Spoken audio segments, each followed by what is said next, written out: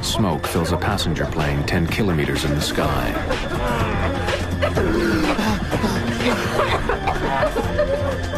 We're on Mayday. We're going down. Electrical systems fail as the smoke gets worse. We're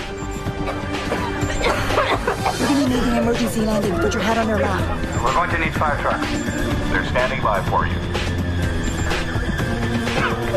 What seemed like a small problem at first has become a life or death struggle for everyone on board Air Canada 797.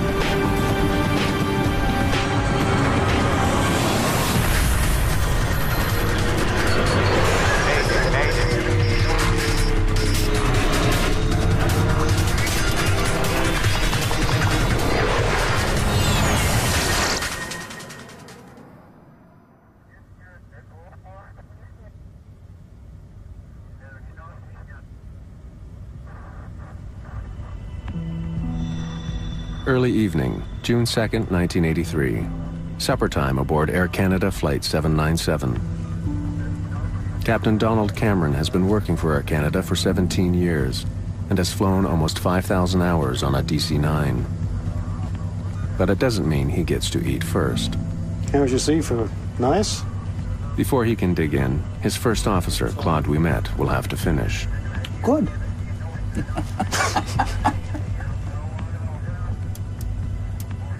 The jet is in the middle of a flight from Dallas, Texas to Toronto. The heavy cloud cover below hides some light showers, but at their cruising altitude of 11,000 meters, the view is clear and bright.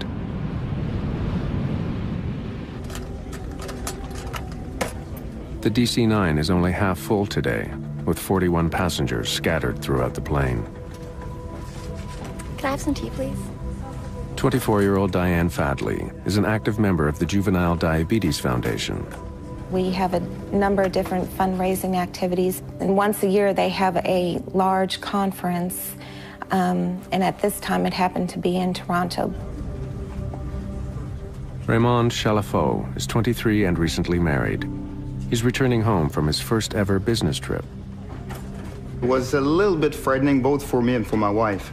I was supposed to be gone 4 or 5 days, so first time we were separated for a long period of time, so it was kind of insecuring for me, yeah. And a few rows further up sits a growing legend in the world of folk music. Stan Rogers is just 33, but his career is beginning to take off outside of his native Canada.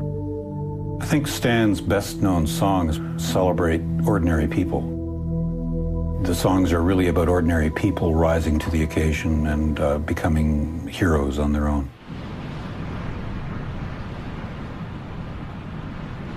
Just before 7 o'clock, the plane is a little more than halfway to Toronto.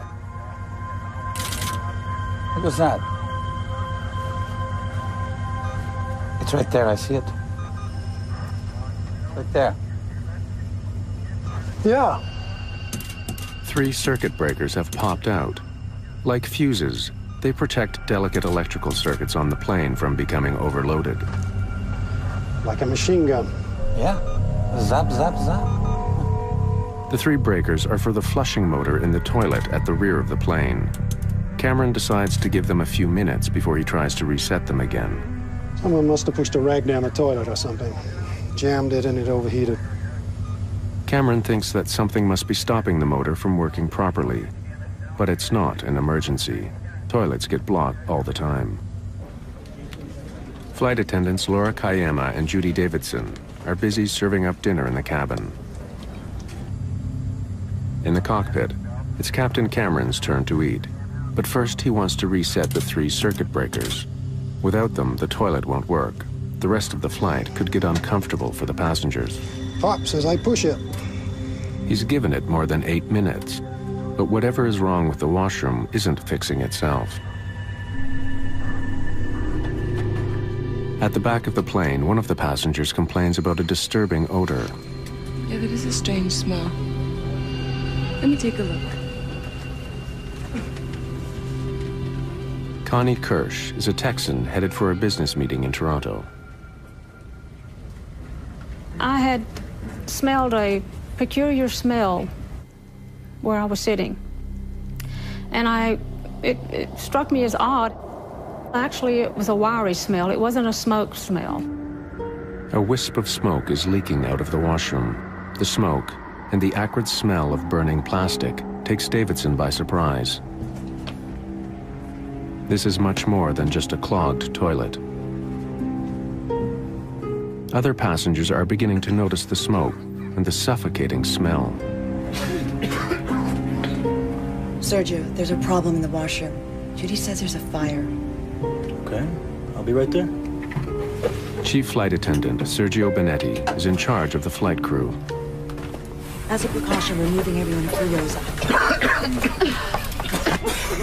The smoke is noxious and overpowering. Benetti can't see any flames, but he sprays the fire extinguisher all over the tiny washroom, trying to coat every surface. As soon as I saw that fire extinguisher, something went through my mind. There's definitely something wrong. The guy seemed to have the thing under control, so he's gonna do his job and things will be business as usual. It's 2 minutes past 7, just 11 minutes since the circuit breakers first popped out. Laura Kayama brings Captain Cameron the disturbing news. Excuse me, Captain. There's a fire in the washroom in the back. They just went back to go put it out. You want me to go back? Yeah, go. A fire on board an aircraft is one of the worst situations any crew can face. The plane is some 10 kilometers high. What starts as a spark can turn deadly in a few short minutes. But at the moment, Cameron doesn't know how bad the situation is. You got to remember, in 1983, people were allowed to smoke in the aircraft. And there had been a number of incidents of this sort of in the industry. So it really didn't alarm me that much. Ouimet finds the situation is worse than he expected. I didn't see any flames when I opened the door before, but I sprayed it really good with the fire extinguisher.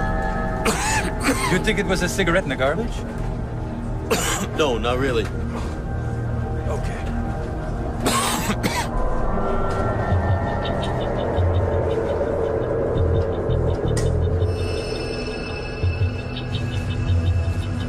Can't get back there. Smoke's too heavy. I think we'd better go down. But flight attendant Sergio Benetti has a very different assessment of the situation. You don't have to worry. I think the smoke's easing up. It's a confusing moment for Captain Cameron. Some components do fail from time to time that are not severe or serious enough to cause an emergency descent. That's a pretty serious thing. When Ouimet and Benetti were at the back of the plane, the smoke seemed quite thick, but now it appears to be subsiding. Okay, it's starting to clear now. But I'll go back and check if that's okay. Yeah, that's okay. Take these goggles. I'll leave my mask on. Go back wherever you can, but don't get yourself incapacitated. No problem. No problem. If it's just a broken toilet motor, Cameron can still make it to Toronto. But if it's more serious, he'll have to land the plane immediately before the small inconvenience becomes a deadly problem.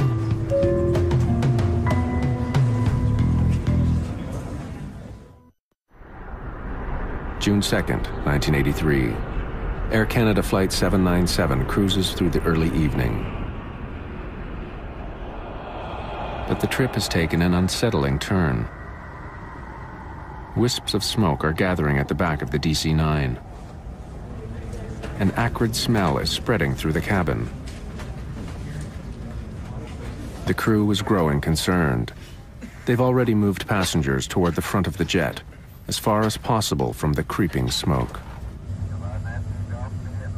Captain Donald Cameron is waiting for an update from the back of the plane when suddenly he's got a new problem. The master warning light is on. Electrical systems throughout the plane, including some in the cockpit, begin to fail. The airplane basically lost all its sophisticated navigation and attitude information. So I was left very suddenly with, I think, 3 engine instruments per engine, and 4 flight instruments, which were very primitive. They were what you might have flown a World War II bomber with. Cameron calls the nearest ground control. Memphis Center, this is Air Canada 797. Air Canada 797, Indianapolis Center. Go ahead. Yeah, we've got an electrical problem here. We may be off communication shortly. Stand by. Co-pilot Claude Ouimet is at the back of the plane. The washroom door handle has become hot to the touch. He doesn't even risk opening it. Faced with a potential fire on board, the crew have no choice but to land their plane as soon as possible. I don't like what's happening. I think we'd better go down. We're going to be making an emergency descent.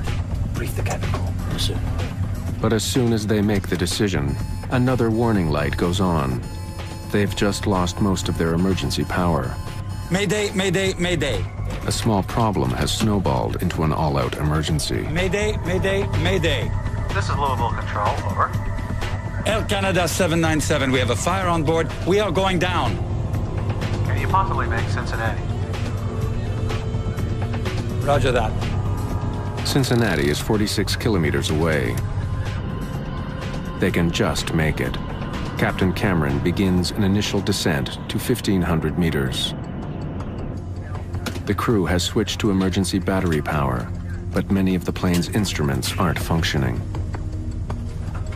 It's not only instruments.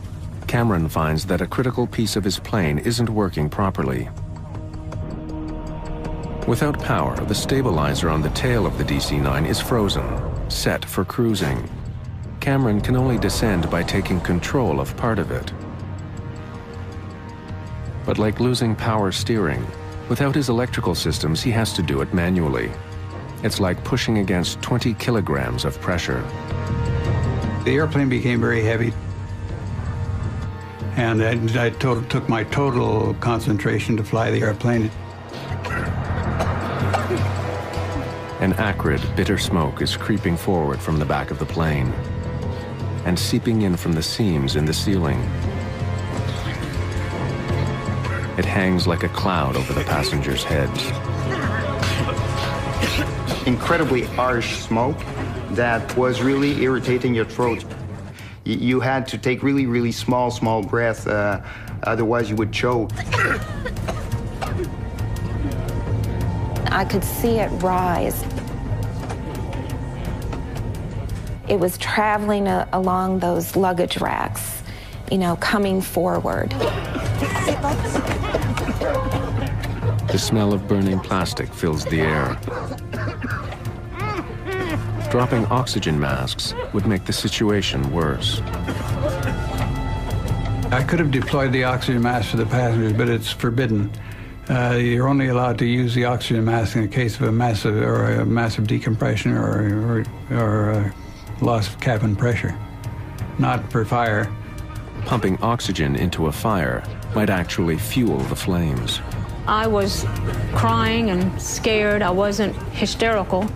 The gentleman sitting next to me explained to me that if I would not cry and if I could, you know, conserve my, not breathe so fast, that it would conserve the oxygen, would help us, and not to worry, that the flight attendants, they really know how to handle these sort of situations.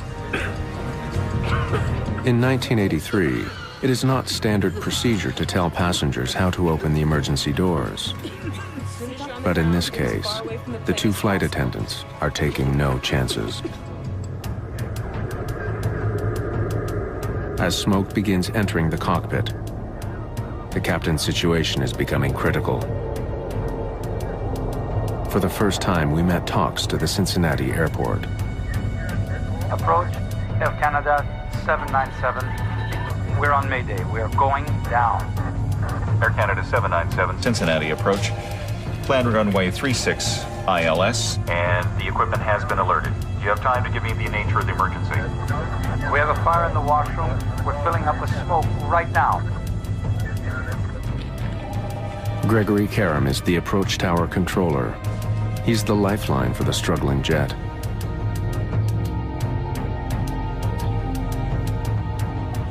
Finally, Almost 13 minutes after 7, Karam catches sight of Flight 797 on his radar. Air Canada 797, you are now fully identified. This will be a no-gyro radar approach for runway 27 left. Descend now to 3,500 feet. Your position is now 12 miles southeast of the airport. With their electrical equipment failing, the crew needs to be guided in from the ground. Struggling to see through the dense smoke, they could easily veer off course. Karam will talk them down, watching them every step of the way. In the cabin, the smoke and heat are becoming unbearable. My thought was, well, we're gonna crash. They won't be able to identify myself because I didn't have my papers with me, so I stood up, I took my wallet in the compartment and put my jacket on so that they could identify my body. I knew at that point, that's when I decided or felt that I was not going to make it. Stan certainly had a sense of his own mortality, and he hated to fly. But the demand for Stan was growing, so he was flying more often. And he certainly had a sense that with so much traveling, his risk is elevated. Through the growing smoke, the crew finally spot the airport. Okay, we have the airport. The tower has you in sight. You're cleared to land. It is less than half an hour since the crew first heard the circuit breakers pop. A minor annoyance has turned into a full-scale disaster. And an already unbearable situation is just about to get much worse.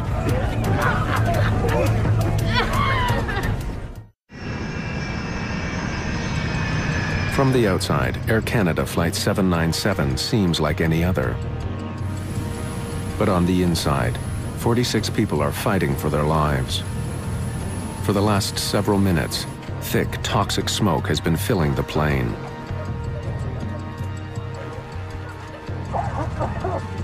Up front, Captain Donald Cameron can't afford to be distracted by what's going on in the cabin. He needs to concentrate on bringing down the plane as quickly as possible. You need not acknowledge further transmission from the Air Canada 797. You are cleared to land. You are 4 miles from the airport.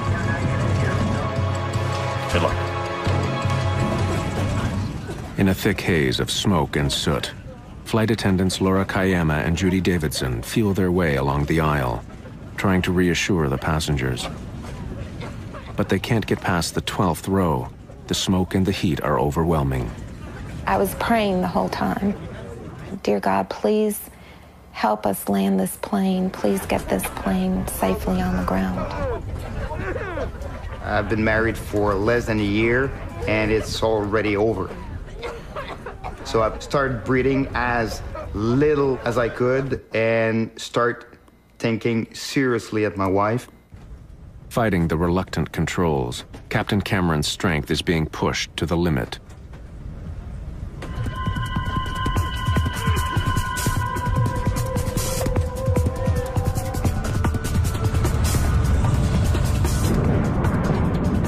Squinting through the smoke, the crew of Flight 797 land hard. At 20 minutes after 7, the Air Canada plane is on the ground. It's less than 40 minutes since the first sign of any trouble on board the jet.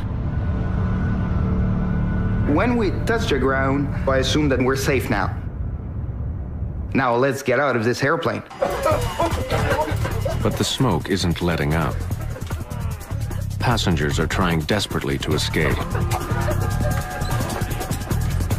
I got up out of my seat, and I remember putting my hands up on someone's back, and it was like waiting in a line. And I knew that was one line. I didn't want to wait very long. So I turned around and went the other direction, not knowing I was actually heading towards the front of the plane.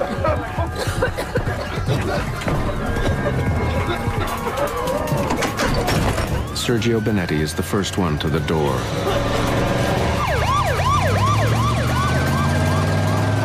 He helps gasping passengers out.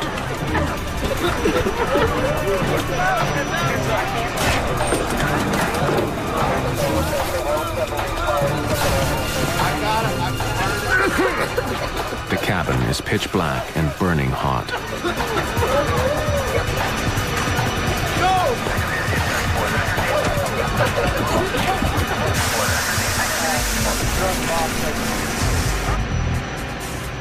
In the cockpit, the crew quickly shut the plane down. The smoke in the cabin is too thick. They'll have to find another way to escape. First officer we met uses the emergency window. It's a 5-meter drop to the ground. Passengers have opened 3 of the overwing exits.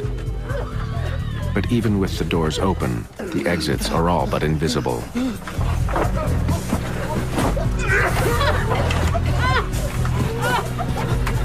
I saw a light, and it was the door that had opened. Someone had opened the door. I realized what it was, ran to the door, and held my help. I just put my face out so I could breathe.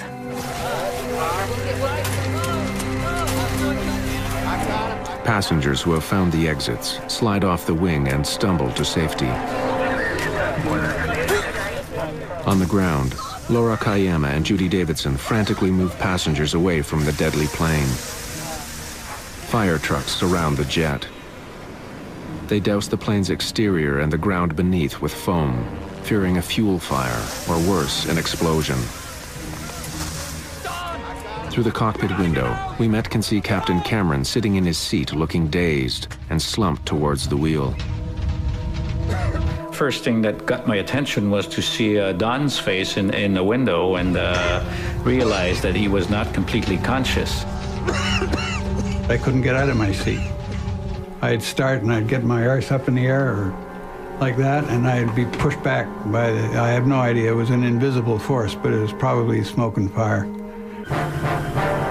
Desperately trying to save the captain's life, we tells firefighters to cover him with foam. And it was this soapy, ice-cold mixture that drenched me. It works. Cameron stirs. Barely conscious, he climbs out through the cockpit window.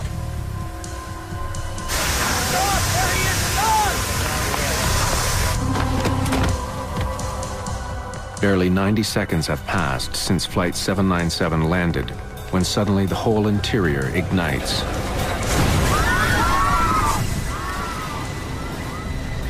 The flames roll through the cabin like a train. Captain Donald Cameron is the last person to escape. We knew there were people in the airplane, unfortunately, at that point. That was finished.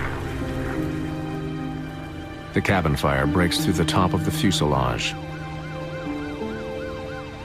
Black smoke can be seen for kilometers.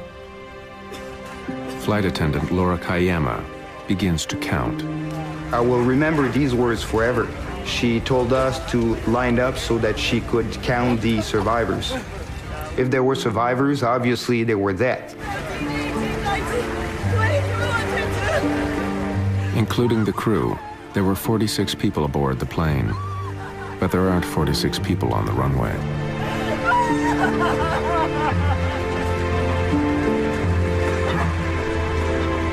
I really thought that if the pilot could land the plane, we would all get off. But I knew when I looked around, I didn't think we were all there. The passengers who escaped the plane have suffered from smoke inhalation and minor injuries, but most are not badly hurt. It was almost like if you got off the plane, nothing was wrong. I mean, there was maybe a sprained ankle, maybe someone had a broken arm or something.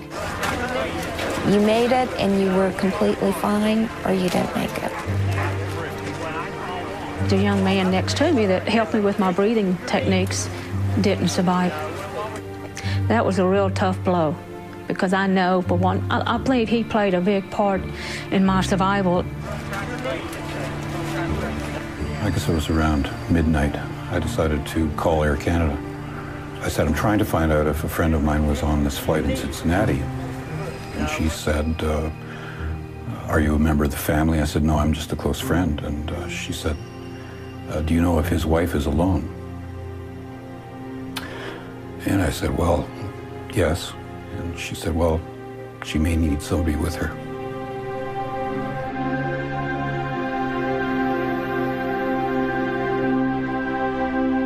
Stan Rogers, the rising musical star, didn't make it off the plane.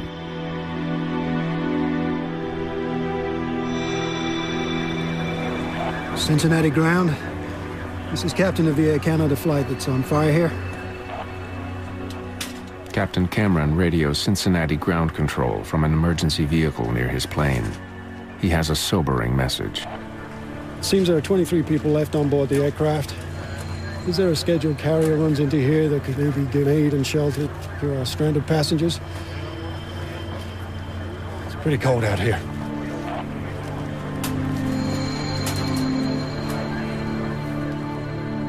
What began with a simple electrical problem has taken the lives of 23 people.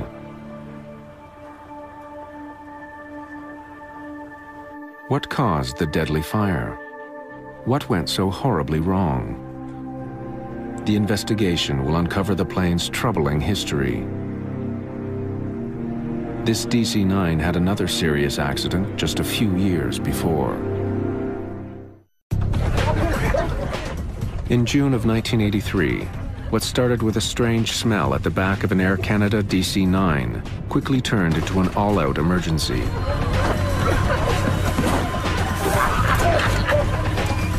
For 15 minutes, passengers and crew struggled to deal with thick, toxic smoke as it rolled through the plane.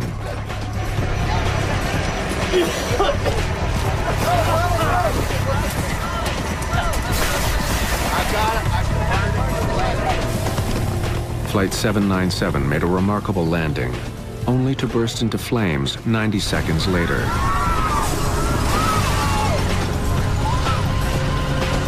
"23 people didn't escape the plane.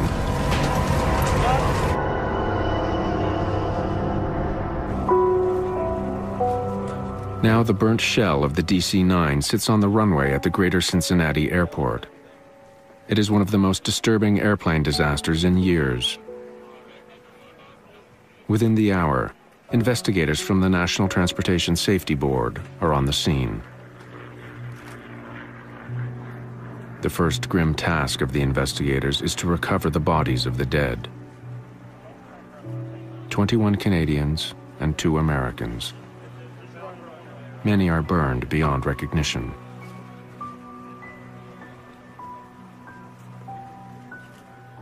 Almost all of the victims are found in the front half of the plane between the wings and the cockpit. Some are still strapped into their seats. Others are in the aisle. And even though all the passengers had been moved up earlier in the flight, 2 bodies are found near the rear, beyond the wings. Investigators take blood samples from the bodies. They find deadly levels of certain chemicals that were produced as the plane burned. When we did toxicological studies, we were able to determine that there were some significant high levels of cyanide and fluoride in the blood, as well as carbon monoxide. It's not known if the fumes killed the passengers. All that's certain is that they were unable to escape before the flames tore through.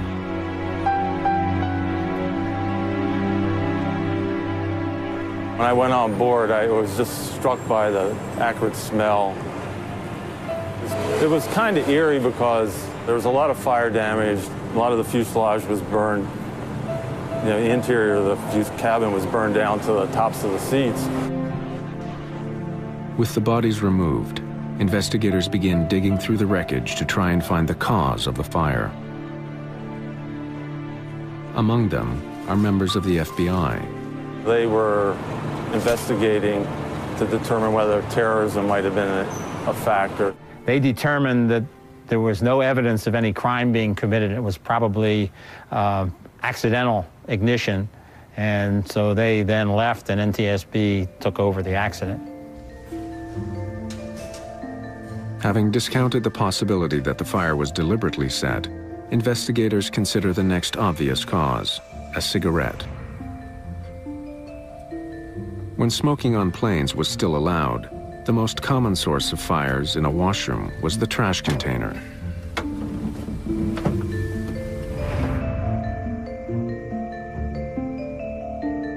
Investigators examine the trash container and find that the top is burned away, but the trash chute and the container behind and below the sink is intact. Inside the container are remnants of paper, scorched but not burned. The fire couldn't have started here. With the most obvious potential causes discounted, investigators begin to comb through the wreckage, looking for what had started the fire. Studying the history of the plane, Hill uncovers some startling facts. In the year before the accident, 76 separate maintenance issues had been written up by various flight crews. Workers had dealt with them all quickly, but still, it's an unusually high number of problems. The plane's troubled history doesn't end there. 4 years earlier, the entire tail cone of the plane had blown off. The crew had to make an emergency landing.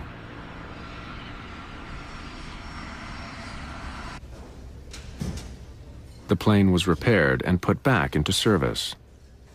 But Hill focuses on the wires that had to be stitched together after the accident.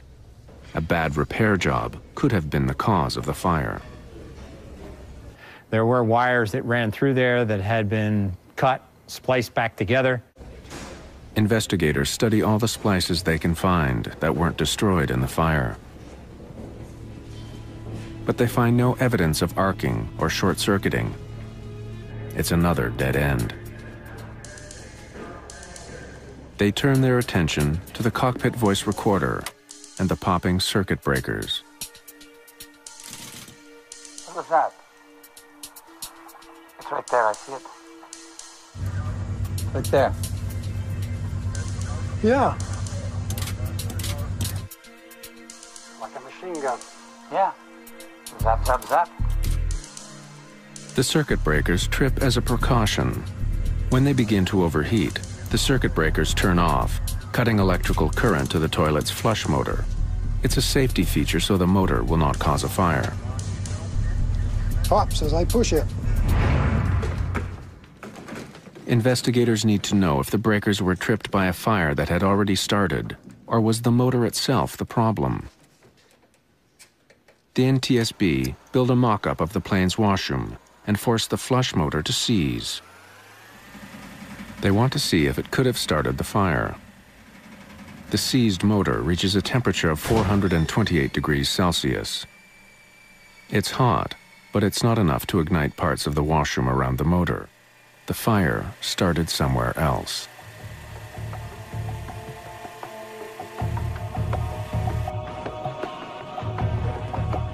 In spite of countless hours of investigation and numerous tests, in the end, the NTSB cannot pinpoint the exact cause of the fire. There was simply not enough evidence.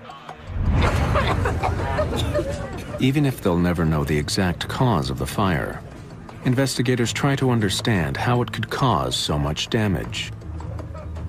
There had been heat and smoke, but no one had seen any flames until an explosion ripped through the jet. When you have a fire that has incomplete combustion, when it has a lack of oxygen, they will produce combustible gases. Those gases then can collect, especially in the crown of an aircraft. The fire had burned out of sight behind the washroom walls, and the smoke, hot gases and fumes intensified and spread inside the wall space from the washroom through to the cabin walls. Those spaces acted as a sort of chimney for the gases and smoke that the fire was creating. Although the fire remained concealed behind the walls and ceiling panels, the smoke and hot gases entered the cabin through every seam, gathering in the upper space in the cabin and pressing down on the passengers.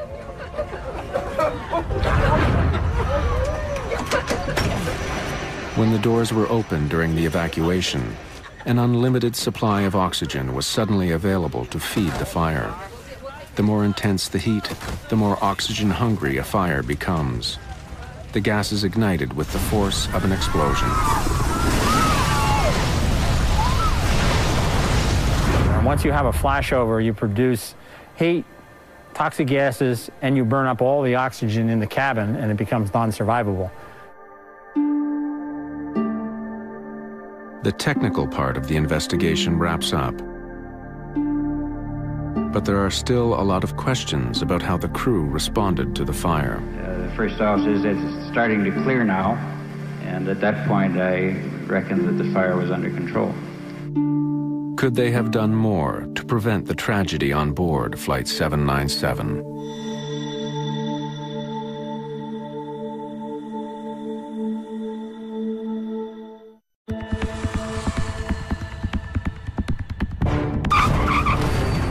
In 1983, a washroom fire on an Air Canada DC-9 filled the plane's cabin with smoke.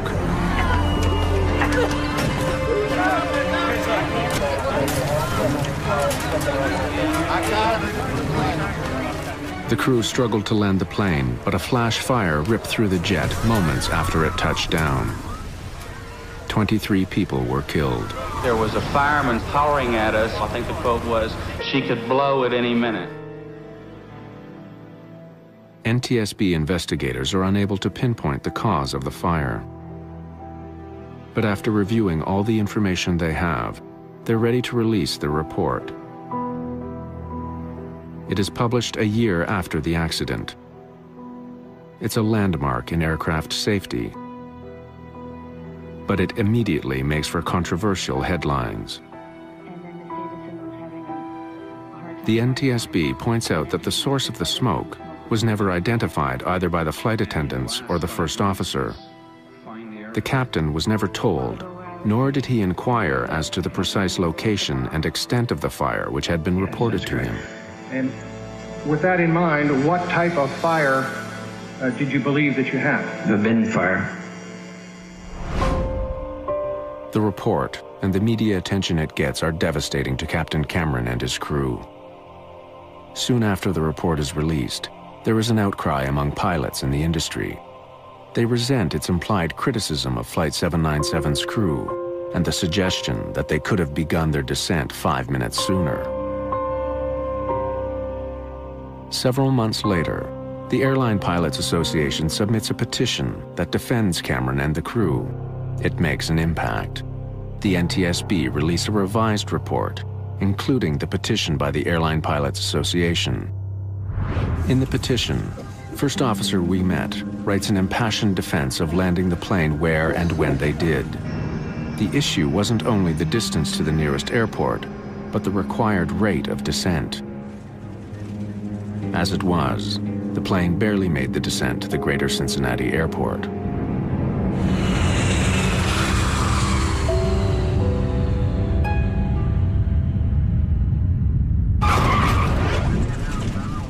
Still, the National Transportation Safety Board's revised summary doesn't pull all its punches, pointing a finger at Captain Cameron.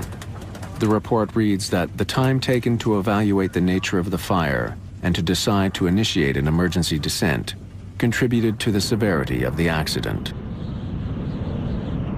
20 years later, the statement still stings. I'm glad they were all, the people that got off. I'm very sorry that the people that didn't get off, because we spent a lot of time and effort getting them there. That really bothered me. All I know is that I did the best I could.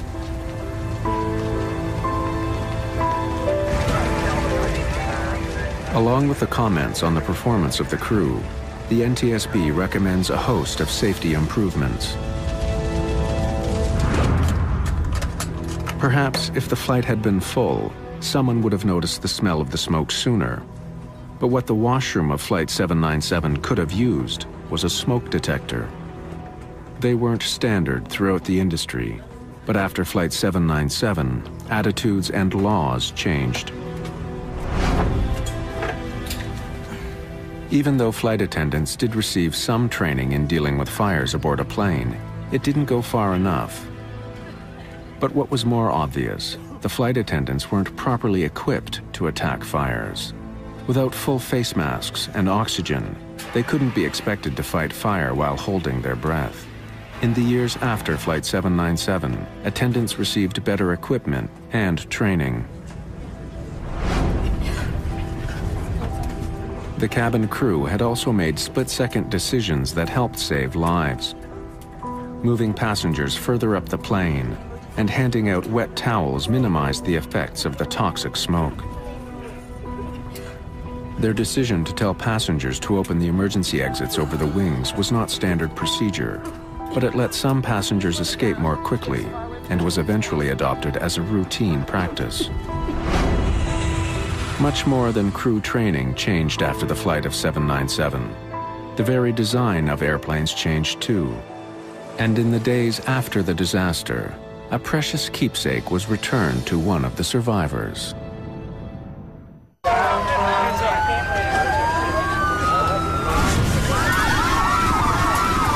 In 1983, a hidden fire on board Air Canada Flight 797 filled the plane with smoke. 23 people died after the plane managed to land. It became obvious from the location of some of the bodies that passengers died because of precious seconds lost trying to find the exits in the pitch dark. What would have made the difference? Track lighting on the floors and along the overhead bins, bumps that identified the rows with emergency exits, features that would eventually become standard. As a direct result of 797, a number of rules were changed, including a more stringent test for seats, a heat release and smoke requirement for cabin interior panels, requirement for smoke detectors in lavatories, and halon fire extinguishers in the cabin. But the changes were too late for those who died on Flight 797, like the man sitting beside Connie Kirsch. Months after the crash, his wife tracked Connie down. She said, I just understand my husband was the one that was next to you, and I just wanted to know how was he? What was his spirits? And I said, he was in great spirits. He's very nice. He let me sit next to him and explained to me how to breathe. That was really difficult, you know, and the guilt that I carried for a long time was difficult. But I'm past the guilt. But I guess when you go back to it and you think about it like this in detail, you're right back there. Stan Rogers was another victim of Flight 797. He would never be able to fulfill the promise of his life and growing career. I loved his generosity and his loyalty as a friend. As an artist, he was perhaps one of the best songwriters this country's ever produced, and it was really an incredible pleasure and honor to be working with him. He still gets lots and lots of airplay, and so his legend grows.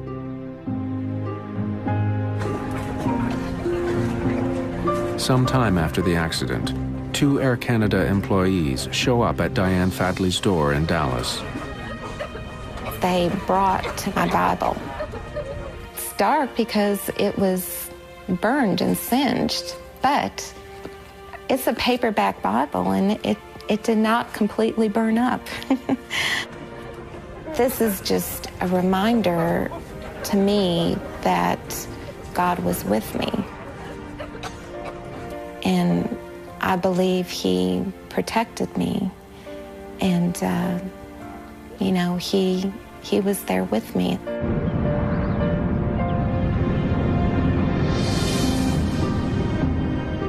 Captain Cameron and his crew eventually received 6 separate awards for their heroic actions on Flight 797, including recognition from the Royal Canadian Air Force. But they're still haunted by the nightmare. You feel responsible, there's no question. You feel guilt, you're willing to give your license. You feel very, very small until you get all the facts together, and because it's a puzzle for you, you know, you're as much as a victim in this. You're not supposed to fly an airplane in that condition, you know, so you're as much as a victim as the passenger, and I think it becomes all of our problem, and we're all part of the solution. It's just a shame we didn't get everybody off. It still bothers me.